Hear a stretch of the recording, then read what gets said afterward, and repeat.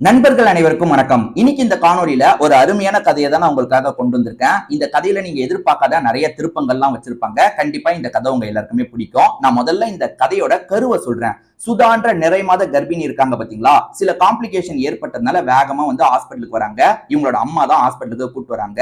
இப்ப அங்க டாக்டரை பாக்குறவங்க ஷாக் ஆயிடுறாங்க. அங்க டாக்டரா இருக்கிறது யாருன்னு பாத்தீங்கன்னா இந்த சுதாவோட முன்னாள் கணவரா இருப்பாரு. அந்த கணவருமே இவங்க இந்த கண்டிஷன்ல பார்த்து ஷாக்லாம் ஆயிட்டு இருக்காரு. இவங்க ரெண்டு பேருக்குள்ள எதனால சண்டை ஏற்பட்டு பிரிஞ்சாங்கன்ற மாதிரி ஒரு கேள்வி இருக்குல்ல, அதுக்கப்புறம் என்னெல்லாம் நடந்ததுன்னு சொல்றதுதான் மீதி கதை. இல்ல நீங்க எதிர்பார்க்காத நிறைய திருப்பங்களும் இருக்கும். நிச்சயமா இந்த கதை உங்களுக்கு பிடிக்கும். ஏற்கனவே இதே மாதிரி நிறைய கதைகளை நம்ம சேனல்ல நம்ம போட்டிருக்கோம். அதெல்லாம் நீங்க பார்க்கணும்னு நினைச்சீங்கன்னா நம்ம சேனலை சப்ஸ்கிரைப் பண்ணி வச்சுக்கோங்க. அதே மாதிரி இந்த கதையை முழுசா பாக்குறதுக்கு முன்னாடி இந்த வீடியோக்கு ஒரு லைக் போடுங்க. அப்பதான் உங்களை மாதிரி பாக்குற நிறைய பேர்கிட்ட இந்த வீடியோ சஜஷன்ல போய் காட்டும். நான் அதுக்காக தான் சொல்றேன். இப்ப இந்த கதைக்குள்ள நம்ம வந்துடலாம். ஸ்டார்டிங்கே நமக்கு சுதான்ற ஒருத்தங்களை காட்டுறாங்க. இவங்களை பொறுத்த வரைக்கும் நிறை மாத கர்ப்பிணியா இருக்காங்க. திடீர்னு பிரசவ வலி வந்துருது. இப்ப இவங்களோட அம்மா இருக்காங்க பாத்தீங்களா, அவங்க பேரு சாந்தி அப்படின்றது. சாந்தியுமே உடனே ஒரு ஹாஸ்பிட்டலுக்கு கொண்டு போகணும் அப்படின்ற மாதிரி யோசிக்கிறாங்க. ஆட்டோ எல்லாம் பிடிச்சி வேகமா பொண்ணு ஒரு ஹாஸ்பிட்டலுக்கு கொண்டு வந்துடுறாங்க. இப்ப டாக்டருக்காக எல்லாருமே வெயிட் பண்ணிட்டு இருக்காங்க. அங்க நர்ஸுங்க தான் என்ன ஏதுன்ற மாதிரி பார்த்துட்டு இருக்காங்க. இப்ப ரொம்ப எமர்ஜென்சில ஒரு டாக்டருக்கு கால் பண்ணி வேகமா அந்த இடத்துக்கு வர வைக்கிறாங்க. அங்க அமித் அப்படின்ற ஒரு டாக்டர் தான் வராரு. அந்த டாக்டரை பார்த்தோன்னே அம்மா பொண்ணு ரெண்டு பேருமே ஷாக் ஆயிடுறாங்க. இந்த அமித் யாருன்னு பாத்தீங்கன்னா இந்த சுதாவோட முன்னாள் கணவரா இருப்பாரு. இப்ப ரெண்டு பேருக்குமே டைவர்ஸ் எல்லாம் கிடைச்சிருச்சு. என்ன ஒய்ஃப் நிறை மாத கர்ப்பிணியா இருக்காளே அப்படின்ற மாதிரி இவருமே உள்ளுக்குள்ள நிறைய கன்ஃபியூஸ்லாம் ஆகுறாரு. அது என்னன்னா இவ வேற ஒருத்தரால பிரெக்னன்ட் ஆயிருக்கான்ற மாதிரிலாம் இவருக்குள்ள ஒரு கோபம் வருது. ஒய்ஃபை இவர் டைவர்ஸ் பண்ணதுக்கு சில காரணங்கள்லாம் இருக்கு. அந்த காரணத்தெல்லாம் யோசிச்சு பார்த்து இவர் கோவப்பட்டு இருக்காரு. ஆனா ஒய்ஃபை பொறுத்த வரைக்கும் நான் எந்த ஒரு தப்பும் பண்ணல, நீங்க தான் புரிஞ்சுக்கலன்ற மாதிரி பார்வையிலேயே இவர்கிட்ட சொல்றதுக்கு ட்ரை பண்றாங்க. இவரை பொறுத்த வரைக்கும் ஒய்ஃப் மேல கோவத்துல இருக்காரு. என்ன கோவம்ன்றது நமக்கு பெருசா இப்போதைக்கு தெரியல. இவர் இப்ப டாக்டரா இவரோட வேலையை செய்யணும்ல, சரி என்ன ஏதுன்றதை செக் பண்ணலான்ற மாதிரி வேகமா உள்ள செக் பண்ணிட்டு இருக்காரு. அப்படி செக் பண்ணும்போது இதுல காம்ப்ளிகேஷன் இருக்கிறது தெரிய வருது. அதாவது இந்த குழந்தை நல்லபடியா பிறக்கிறதுல சில காம்ப்ளிகேஷன் இருக்கிறது தெரிய வருது. அதாவது கொடி சுத்திச்சுன்னு சொல்லுவாங்க பாத்தீங்களா, அந்த மாதிரி குழந்தை சிக்கிட்டு இருக்கிறது இவருக்கு தெரிய வருது. இவருமே என்ன பண்றது, எப்படியாவது சேஃபா அந்த குழந்தையை வெளியே எடுக்கணும், அதுக்கான விஷயத்த நம்ம டிஸ்கஸ் பண்ணலான்ற மாதிரி இன்னும் இவரை விட சீனியர் டாக்டர் இருப்பாங்கல்ல, அவங்களெல்லாம் கால் பண்ணி வர வைக்கிறாரு. அவங்க கிட்ட எல்லாம் ஒரு டிஸ்கஷன் போயிட்டு இருக்கு. இதுல சுதாவோட அம்மாக்கு பயம் வந்துருது. சுதாவோட அம்மா பேரு சாந்தின்னு சொன்னால அவங்களுக்கு பயம் வந்துருது. ஏதாவது சிக்கலா, என் பொண்ணுக்கு ஏதாவது ஆயிடுமா, குழந்தைக்கு ஏதாவது ஆயிடுமான்ற மாதிரிலாம் கேட்டுட்டு இருக்காங்க. ஆமா, இப்ப குழந்தை அம்மா ரெண்டு பேரையும் காப்பாத்துறது கஷ்டம், அதனாலதான் நாங்க பேச்சுவார்த்தை நடத்திட்டு இருக்கோம். ஏதாவது ஒரு நல்ல முடிவை எட்டிடுவோம், கவலைப்படாதீங்க, தைரியமா இருங்கன்ற மாதிரி அவங்களுக்கும் இவர் தைரியத்தை கொடுத்துட்டு இருக்காரு. முன்னாள் மாமியார் தானே, அவங்களுக்குமே இவர் தைரியத்தை எல்லாம் கொடுத்துட்டு இருக்காரு. இப்ப சுதாவை பொறுத்த வரைக்கும் என்ன சொல்றாங்கன்னா, எனக்கு ஏதாவது ஆனாலும் பரவாயில்ல, என் குழந்தை எனக்கு வேணும்ன்ற மாதிரி சொல்றாங்க. ஏன்னா அவங்க சைட்ல இருந்து பெரிய பெரிய டாக்டர்ஸ் வந்தாங்களா, அவங்க என்ன சொல்றாங்கன்னா இந்த குழந்தைய கலைச்சிடுறது, அதாவது இந்த குழந்தைக்கு ஏதாவது ஆனாலும் பரவாயில்லன்ற ஒரு முடிவை எடுத்து அம்மாவையாவது சேஃப் பண்ணலான்ற ஆங்கிள் யோசிக்கிறாங்க. அப்ப சுதா என்ன சொல்றாங்கன்னா, இல்ல இந்த குழந்தை எனக்கு ரொம்ப முக்கியம், குழந்தை கண்டிப்பா எனக்கு உயிரோட வேணும், எனக்கு ஏதாவது ஆபத்து வந்தாலும் பரவாயில்ல, நான் சைன் போடுறது கூட ரெடியா இருக்குன்ற மாதிரிலாம் சொல்றாங்க. இவரை பொறுத்த வரைக்கும் அந்த மாதிரி முடிவெல்லாம் எடுக்காதீங்க, அதெல்லாம் வேணாம், அந்த ஆபரேஷன் பண்ண வேணாம், நம்ம வேற மாதிரி எப்படியாவது பண்ணலாம், மேனேஜ் பண்ணலாம் அப்படின்ற மாதிரிலாம் சொல்லிட்டு இருக்காரு. சோ இப்ப எல்லாருமே கலந்து பேசிட்டு இருக்காங்க, ரெண்டு பேரையும் சேஃப் பண்ணும். இப்போ அந்த ஆபரேஷன் ரொம்ப கஷ்டமான ஆபரேஷன், அந்த விஷயத்த நம்மளே பண்ணலான்ற மாதிரி யோசிக்கிறாரு. அது என்னன்னா முன்னாள் மனைவியும் வயிற்றுல இருக்க குழந்தையும் நம்ம காப்பாற்றணும்னு நினைக்கிறாரு. வயிற்றுல இருக்க குழந்தை இவரோட குழந்தை இல்லைன்றது இவருக்கு தெரியும். இருந்தாலுமே ரெண்டு பேரையும் நம்ம எப்படியாவது காப்பாற்றணும் அப்படின்ற மாதிரி யோசிக்கிறாரு. அங்க இருக்க மத்த டாக்டர்ஸே என்ன சொல்றாங்கன்னா, இந்த ஆபரேஷன்ல ஏதாவது சொதப்புச்சுன்னா நம்ம ஹாஸ்பிட்டலுக்கு கெட்ட பேர் வரும், நம்ம பண்ண முடியாதுன்னு அனுப்பிடலாம். அதாவது அவங்க என்ன சொல்றாங்கன்னா, இல்ல எங்களால பண்ண முடியாது, நீங்க வேற இடத்த பாத்துக்கோங்கன்னு அனுப்பிடலாம். அவங்க எங்கன்னா போறாங்க, அதாவது ரெண்டு பேர்ல ஒருத்தரோட உயிர் போறதுக்கான வாய்ப்பு தான் அதிகமா இருக்கு. உங்களோட எக்ஸ் ஒய்ஃப் தானே, நீங்க அதுக்காக தான் பண்ண நினைக்கிறீங்கன்னு எங்களுக்கு புரியுது, ஆனா ஹாஸ்பிட்டலுக்கு கெட்ட பேர் வரும், புரிஞ்சுக்கோங்கன்ற மாதிரிலாம் இவரோட மனசை மாத்துறதுக்கு ட்ரை பண்றாங்க. ஆனா இவரை பொறுத்த வரைக்கும் இல்ல கண்டிப்பா நான் ரெண்டு பேரையும் காப்பாத்திடுவேன், இந்த மாதிரி பண்ணலான்ற மாதிரி ஒரு ஐடியாவை சொல்றாரு. ஆனா அந்த ஐடியா சக்சஸ் ரேட் ரொம்ப கம்மி, 10% தான் சக்சஸ் ரேட் இருக்கு. நான் பண்ணிடுவேன்ற மாதிரிலாம் இவர் கான்ஃபிடென்ட்டா சொல்றாரு. ஒரு ஸ்டேஜ்ல சரி ஓகே, நீங்க அவங்க கிட்ட ப்ராப்பரான சைன்லாம் வாங்கிக்கோங்க, ஏன்னா ஏதாவது ஆச்சுன்னா அவங்க பிரச்சனை பண்ணக்கூடாது, நம்ம ஹாஸ்பிட்டலுக்கு கெட்ட பேர் வரக்கூடாதுன்ற மாதிரிலாம் சொல்றாங்க. ஒரு ஸ்டேஜ்ல இவருமே அதுக்கான சைன்லாம் வாங்கிடுறாரு. கவலைப்படாதீங்க, நான் கண்டிப்பா ரெண்டு பேரையும் காப்பாத்திடுவேன் அப்படின்ற மாதிரிலாம் மாமியார் கிட்ட சொல்றாரு. சரி, முன்னாள் மாமியார் கிட்ட சொல்றாரு. அதே மாதிரி சுதா கிட்ட கவலைப்படாத, நான் எப்படியாவது எல்லாத்தையும் சரி பண்ணிடுவேன்ற மாதிரிலாம் சொல்றாரு. எனக்கு உங்க மேல நம்பிக்கை இருக்குன்ற மாதிரி சொல்றாங்க. இப்ப இவருமே ஆபரேஷன் தியேட்டருக்கு கூட்டு வந்துடுறாரு. செய்ய வேண்டிய விஷயத்தெல்லாம் செஞ்சுட்டு இருக்காரு. அப்படி செஞ்சவரு கடைசியில அம்மா குழந்தைன்னு 2 பேரையும் காப்பாத்திடுறாரு. இப்ப வெளியே இருக்க சாந்திக்கு இந்த தகவல் போது பாத்தீங்களா, சாந்தி பயங்கரமா சந்தோஷப்படுறாங்க. எப்படியோ 2 பேரையும் காப்பாத்திட்டோன்ற மாதிரி இவரும் நிம்மதியாகிறாரு. ஹாஸ்பிட்டல்ல இருக்க எல்லாருமே ஏன்னா வந்து ரொம்ப காம்ப்ளிகேட்டடான ஆபரேஷன்ல நல்லபடியா பண்ணிட்டாருன்ற மாதிரி இவருக்கு கிளாப்லாம் தட்டிட்டு இருக்காங்க. இப்ப சுதா கண் முழிச்சோன்னா அம்மா சாந்தி இருக்காங்கல்ல, நல்லபடியா குழந்தை பிறந்துருச்சுன்ற மாதிரி பொண்ணுகிட்ட சொல்றாங்க. இதை கேட்கிற சுதா அவ்வளவு சந்தோஷப்படுறாங்க. இப்ப சுதாவை பார்த்து பேசுறதுக்காக இவர் வந்துடுறாரு. யாரு நம்ம அமித் வந்துடுறாரு. பேஷண்ட் கிட்ட வந்து நல்லா விசாரிப்பாங்கல்ல எல்லாம் ஓகேவான்ட்டு, அந்த மாதிரி தான் இவருமே ஜென்ரலா பேசிட்டு இருக்காரு. நீங்க ஓகே தானே, ஏதாவது வலி இருந்தா சொல்லுங்கன்ற மாதிரிலாம் கேட்கிறாரு. அப்படிலாம் இல்ல, நான் ஓகேவா தான் இருக்குன்ற மாதிரி இவங்க சொல்றாங்க.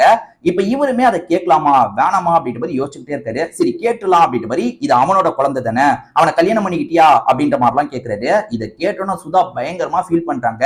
என்ன சொல்றாங்கன்னா, இது நம்மளோட குழந்தை தான்ன்ற மாதிரி சொல்றாங்க. இவர் நம்ப மாட்டாரு. இப்பதான் இவங்களுக்குள்ள என்ன பிரச்சனை அப்படின்றது தெரிய வருது. இவங்க 2 பேர் மாத்தி மாத்தி பேசிக்கும் போதுதான் என்ன பிரச்சனைன்னு தெரிய வருது. இவங்க 2 பேருமே லவ் பண்ணி தான் கல்யாணம் பண்ணிருப்பாங்க. காலேஜ் டைம்ல இருந்தே இவங்க 2 பேர் லவ் பண்ணிருப்பாங்க, கல்யாணம் பண்ணிருப்பாங்க. ரொம்ப ஹாப்பியா ஒரு லைஃபை வாழ ஆரம்பிச்சிருப்பாங்க. ஆனா போக போக தான் ஒய்ஃபை இவர் கொஞ்சம் சந்தேகப்பட ஆரம்பிச்சிருப்பாரு. அது என்னன்னா, ஒய்ஃபை பொறுத்த வரைக்கும் வேற ஒரு நபர் கூட நெருக்கமா பழகிட்டு இருக்க மாதிரி போட்டோஸை கவிதான்றவங்க தந்திருப்பாங்க, காமிச்சிருப்பாங்க. இந்த பேரு உன் ஒய்ஃப் வந்து உன்னை சீட் பண்ணிட்டு இருக்கா, வேற ஒருத்தன் கூட நெருக்கமா பழகிட்டு இருக்கான்ற மாதிரி போட்டோஸ் எல்லாம் தந்திருப்பாங்க. அதை பார்த்துதான் இவர் வந்து ஒய்ஃப் வந்து அஃபேர் வச்சிருக்கா போல அப்படின்ற மாதிரி ரொம்ப சந்தேகப்பட்டு இவங்க கிட்ட சண்டெல்லாம் போட்டிருப்பாரு. ஆனா கடைசி வரைக்கும் சுதா இருக்காங்கல்ல, எப்படி நீங்க போட்டோவை பாத்தீங்கன்னு எனக்கு தெரியலங்க, நான் யாரையுமே சந்திக்கல, எனக்கு நீங்க மட்டும் தாங்க புரிஞ்சுக்கோங்கன்ற மாதிரி சொல்லியிருப்பாங்க. ஆனா இவர் போட்டோவை பார்த்தோன்னே உடஞ்சு போயிடுவாரு. கவிதா யாருன்னா இவங்க கூட படிச்ச பொண்ணாதான் இருப்பாங்க. கவிதாவை பொறுத்த வரைக்கும் ஏற்கனவே சொல்லியிருப்பாங்க, இந்த மாதிரி வேற யார் கூடயா அவ பழகிட்டு இருக்கா அப்படின்ற மாதிரி சொல்லியிருப்பாங்க. இவருமே முதல்ல கோவப்பட்டிருப்பாரு. அப்பெல்லாம் என்னோட ஒய்ஃபை பத்தி நீ பேசாத, என் ஒய்ஃப் அப்பெல்லாம் இல்ல, நாங்க 2 பேருமே எவ்வளவு லவ் பண்ணி கல்யாணம் பண்ணோன்றது உனக்கு தெரியும்ல, அவெல்லாம் என்ன சீட் பண்ண வாய்ப்பே இல்லைன்னு சொல்லியிருப்பாரு.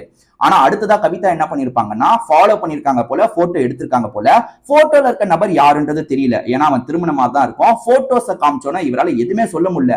அப்ப ஒய்ஃப் நம்மள சீட் பண்ணிட்டாளான்ற மாதிரி பயங்கரமா கோவம் வந்திருக்கும். ஒய்ஃப் கிட்ட நேரடியா கேட்டு சண்டை போட்டிருப்பாரு.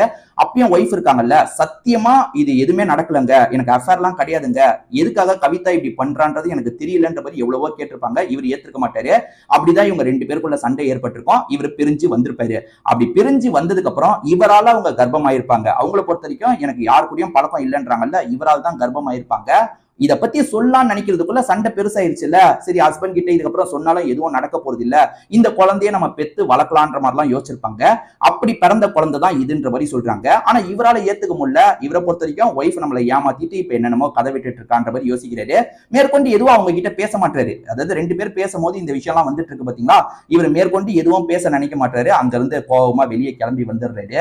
அப்படி வரும்போதுதான் அந்த ஹாஸ்பிட்டல்ல எதர்ச்சியா இவர் கவிதாவை பாக்குறாரு. ஆக்சுவலா இவர் இந்த ஹாஸ்பிட்டலுக்கு வந்து 2 மாசம் தான் ஆகுது. அதனாலதான் ஒய்ஃபுமே வந்து திடீர்னு வந்து இவரை பார்த்து ஆச்சரியப்பட்டிருப்பாங்க. ஏன்னா இதுக்கு முன்னாடி இவர் வேற ஒரு ஹாஸ்பிட்டல்ல தான் வேலை பார்த்திருப்பாரு. இப்ப திடீர்னு இந்த ஹாஸ்பிட்டல்ல பார்த்து ஷாக் ஆயிருப்பாங்க. சோ இவர் வந்துட்டு இருக்கும் போது கவிதாவை எதர்ச்சியா பாக்குறாரு. காலேஜ் படிக்கும் போதெல்லாம் கவிதா வந்து ரொம்ப ஆக்டிவான பொண்ணா இருப்பாங்க. ஆனா இப்ப ரொம்ப வீக்கா இருக்காங்க. அது என்னன்னு பாத்தீங்கன்னா, இவர் படிச்ச காலேஜ்ல வந்து மெடிக்கலும் இருக்கும், அதே சமயம் வந்து இன்ஜினியரிங்கும் இருக்கும். கவிதா அதே மாதிரி இவரோட ஒய்ஃப் இவங்க எல்லாம் இன்ஜினியரிங் படிச்சவங்களா இருப்பாங்க. இவரை பொறுத்த வரைக்கும் டாக்டர் படிப்பு படிச்சவரா இருப்பாரு. அப்படி பார்த்த கவிதா என்ன இப்படி கொஞ்சம் ஒரு மாதிரி மெலிஞ்சு போயிட்டாலே அப்படின்ற மாதிரி இவர் யோசிக்கிறாரு. வேகமா இப்ப கவிதா பக்கத்துல வந்து என்னாச்சு ஏதாச்சுன்ற மாதிரிலாம் பேசுறாரு. கவிதாக்கு ஏற்பட்ட ப்ராப்ளத்தை பத்தி வீட்டை சேர்ந்தவங்க சொல்றாங்க. அது என்னன்னா புற்றுநோய் வந்திருக்கு போல, அதுக்கான ட்ரீட்மெண்ட்டுக்காக இவங்க வந்து ரொம்ப சிரமப்பட்டு இருக்கிறது தெரிய வருது. இவருமே கவலைப்படாத கவிதா, இங்க எனக்கு வேண்டிய நிறைய டாக்டர்ஸ் இருக்காங்க, நான் அவங்க கிட்ட பேசுறேன், ஒன்னும் பிரச்சனை இல்லை பாத்துக்கலாம் அப்படின்ற மாதிரிலாம் நம்பிக்கை வார்த்தை பேசுறாரு. இவங்களுமே வந்து இந்த உடம்பு இப்படி ஆயிடுச்சுன்றதை நினைச்சு பயங்கரமா ஃபீல் பண்ணிட்டு இருக்காங்க. அப்படி ஃபீல் பண்ணிட்டு இருக்கவங்க, நான் ஒரு பெரிய தப்பு பண்ணிட்டேன், உன் விஷயத்துல ஒரு பெரிய தப்பு பண்ணிட்டேன், இதுக்கப்புறமா சொல்லாம இருந்தா சரிப்பட்டு வராது, நான் சொல்லிடுறேன்ற மாதிரி சில விஷயங்களை ஓபன் பண்றாங்க. அதை கேட்கிற இவரு பயங்கரமா ஷாக் ஆயிடுறாரு. ஆக்சுவலா அமித்தை பொறுத்த வரைக்கும் விகாஸ் அப்படின்ற ஒரு பெஸ்ட் ஃப்ரெண்ட் இருந்திருப்பாரு. அந்த விகாஸும் இவரும் ஸ்கூல் டைம்ல இருந்து ஃப்ரெண்ட்ஸா இருப்பாங்க. ஒரே காலேஜ்ல தான் சேர்ந்து படிக்கவும் செஞ்சிருப்பாங்க.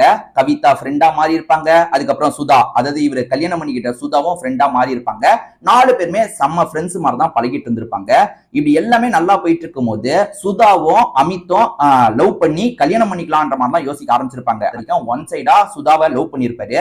அதை சீக்கிரமா வெளிப்படுத்தலாம்னு நினைக்கிறதுக்குள்ள சுதா என்ன பண்ணிருப்பாங்கன்னா, இவரை லவ் பண்றேன்னு சொல்லியிருப்பாங்க. இவரை கல்யாணம் பண்றதுக்கான முடிவை எடுத்திருப்பாங்க. இது இவங்க 2 பேர் கல்யாணம் பண்ணிக்க போறாங்களான்ற மாதிரி அவருக்கு ரொம்ப கடுப்பா இருக்கும், அந்த விகாஸ்க்கு ரொம்ப கடுப்பா இருக்கும். இவங்க 2 பேரை வந்து சேர விடக்கூடாது, அப்படியே சேர்ந்தாலும் பிரிக்கிறதுக்கான வேலையை பார்க்கணும்ன்ற மாதிரி நிறைய முயற்சி எடுத்திருப்பாரு. இவங்க கல்யாணம் பண்ணிக்கலாம் நினைக்கும் போதே இவங்களை சந்தேகப்படுத்துற மாதிரி சில விஷயங்கள்லாம் ட்ரை பண்ணிருப்பாரு. அது எல்லாமே ஃபெயிலியர் ஆயிருக்கும். அதனாலதான் இவங்க 2 பேர் கல்யாணம் பண்ணிருப்பாங்க, சந்தோஷமா ஒரு வாழ்க்கையை வாழ்ந்திருப்பாங்க. எப்படியாவது இவங்களை பிரிக்கணும்ன்றதுக்காக ஒரு வேலை பண்ணிருப்பாரு. அதுக்காக தான் கவிதா ஹெல்ப் கேட்டிருப்பாரு. கவிதா, இந்த மாதிரி நீ எனக்கு ஹெல்ப் பண்ணு, சுதாக்கு வேற ஒருத்தன் கூட பழக்கம் இருக்குன்னு நான் சொன்னா எடுபடாது, அதனால நீ சொல்லணும், சமயம் பார்த்து சொல்லுன்னும் போது கவிதாவும் சரி இவனுக்காக பண்ணலான்ற மாதிரி யோசிச்சிருப்பாங்க. ஏன்னா வந்து அந்த இவரு விகாஸ் இருக்காரு பாத்தீங்களா, ஓரளவுக்கு நல்லா பணக்கார குடும்பத்தை சேர்ந்தவரா இருப்பாரு, உனக்கு நிறைய காசு தரேன் எனக்காக பண்ணுன்ற மாதிரி சொல்லியிருப்பாரு. கவிதாவும் காசுப்பட்டு பண்றேன்னு ஏற்றிருப்பாங்க.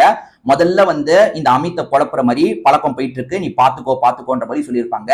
அமித்தை பொறுத்த வரைக்கும் நம்பவே மாட்டாரு, அமித் நம்பவே மாட்டான் அப்படின்ற மாதிரி கவிதாவும் வந்து இந்த விகாஸ் கிட்ட சொல்றாங்க. விகாஸ் என்ன பண்றாருன்னா, நம்மளே ஒரு போட்டோவை ரெடி பண்ணலான்ற மாதிரி ஆளுங்களை வச்சு போட்டோ ரெடி பண்ணிருப்பாரு. அதாவது ஏஐ டெக்னாலஜி எல்லாம் வந்துருச்சு பாத்தீங்களா, அது மூலியமா போட்டோவை உருவாக்கி இருப்பாரு. உண்மை என்னன்னு பாத்தீங்கன்னா, சுதா யார் கூடயும் பழக்கத்துல இல்ல, ஆனா பழக்கத்துல இருக்க மாதிரி ஹஸ்பண்ட நம்ப வைக்கணும்ன்றதுக்காக இவங்க சில விஷயங்கள் எல்லாம் கிரியேட் பண்ணிருப்பாங்க. அப்படி கிரியேட் பண்ணி கவிதா மூலியமா சொல்ல வச்சிருப்பாரு. அப்படி சொன்னதுலதான் ஹஸ்பண்ட் பயங்கரமா கடுப்பா இருப்பாரு. நம்ம ஒய்ஃபுக்கு அஃபேர் இருக்கு போலன்ற மாதிரி சண்டை போட்டிருப்பாரு. 2 பேருமே வந்து கோர்ட்ல வச்சு டைவர்ஸ் எல்லாம் வாங்கியிருப்பாங்க. அதாவது கவிதாவை மையமா வச்சுதான் இந்த டைவர்ஸே நடந்திருக்கும். இது எல்லாத்தையும் கவிதா இந்த இடத்துல சொல்லிட்டு இருக்காங்க. அதாவது உன் விஷயத்துல நான் ஒரு பெரிய தப்பு பண்ணிட்டேன், காசுப்பட்டு இப்படி பண்ணிட்டேன் அப்படின்ற மாதிரி எல்லா விஷயத்தையும் சொல்றாங்க. இதை கேட்கிறவரு உடஞ்சு போயிடுறாரு. அந்த போட்டோவை பார்த்தோன்னே அமித் நம்பினார்ல, அது எவ்வளவு பெரிய தப்புன்றது இப்பதான் புரியுது. அதாவது லவ் பண்ணி கல்யாணம் பண்ணிக்கிட்டோம், நம்ம ஒய்ஃபை நம்ம அவ்வளவு சீக்கிரத்துல சந்தேகப்பட்டிருக்க கூடாது, நம்ம வந்து உண்மையாலேயே வந்து பெரிய தப்பு பண்ணிட்டோன்ற மாதிரிலாம் ரொம்ப ஃபீல் பண்றாரு. ஏன்னா அந்த டைம்லயே அந்த போட்டோ வந்து மார்பிங்கா அப்படின்றத செக் பண்ணிருக்க முடியும். நம்ம நல்லா செக் பண்ணியிருந்தா கண்டு கூட பிடிச்சிருக்கலாம், நம்ம அவசரப்பட்டுட்டுமே அப்படின்ற மாதிரிலாம் யோசிக்கிறாரு. இப்ப நேரா சுதாவை பாக்குறதுக்காக வராரு. சுதா கிட்ட அழுதுகிட்டே மன்னிப்பு கேட்கிறாரு. சுதாக்கு ஒண்ணுமே புரியல, என்னாச்சு ஏதாச்சுன்னு கேட்கும் போது கவிதாவை இப்பதான் பார்த்தேன், எல்லா விஷயமும் எனக்கு புரிஞ்சது, இதுக்கு பின்னாடி விகாஸ் தான் இருந்திருக்கான் அப்படின்ற மாதிரி இவர் சொல்றாரு. விகாஸ் பண்ணது தப்பா இருந்தாலும் நான் உன்னை உடனே சந்தேகப்பட்டது ஏன் தப்பும் தான், என்ன மன்னிச்சிரு அப்படின்ற மாதிரிலாம் இவர் அழுதுட்டு இருக்காரு. ஒன்னும் பிரச்சனை இல்லை பரவாயில்ல அப்படின்ற மாதிரி சுதாவும் இவரை மன்னிக்க ஆரம்பிக்கிறாங்க. இதுக்கெல்லாம் காரணம் விகாஸ் தானே, விகாஸ்க்கான தண்டனையை வாங்கி தரணும்ன்ற மாதிரி இவங்க லீகலா போய் வந்து கம்ப்ளைண்ட் எல்லாம் பண்றாங்க. விகாஸ போலீஸுங்க அரெஸ்ட் பண்றாங்க.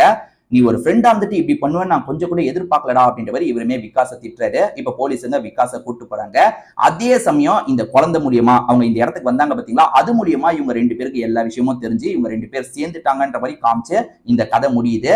கண்டிப்பா இந்த கதை உங்க எல்லாருக்குமே பிடிச்சிருக்கும்னு நம்புறேன். இதே மாதிரி நிறைய கதைகளை நம்ம சேனல்ல ஆல்ரெடி நம்ம எக்ஸ்பிளைன் பண்ணி போட்டிருக்கோம். அதெல்லாம் பார்க்கணும்னு நினைச்சீங்கன்னா நம்ம சேனலை சப்ஸ்கிரைப் பண்ணி வச்சுக்கோங்க. இந்த வீடியோ உங்களுக்கு பிடிச்சிருந்ததுன்னா ஒரு லைக் மட்டும் போடுங்க, அப்பதான் உங்களை மாதிரி பார்க்குற நிறைய பேர்கிட்ட இந்த வீடியோ கொண்டு போய் சேர்க்கப்படும். திரும்பி வேற ஒரு வீடியோ மூலியமா நான் உங்களை வந்து சந்திக்கிறேன். அது வரைக்கும் உங்ககிட்ட இருந்து விடைபெறேன். நன்றி, வணக்கம்.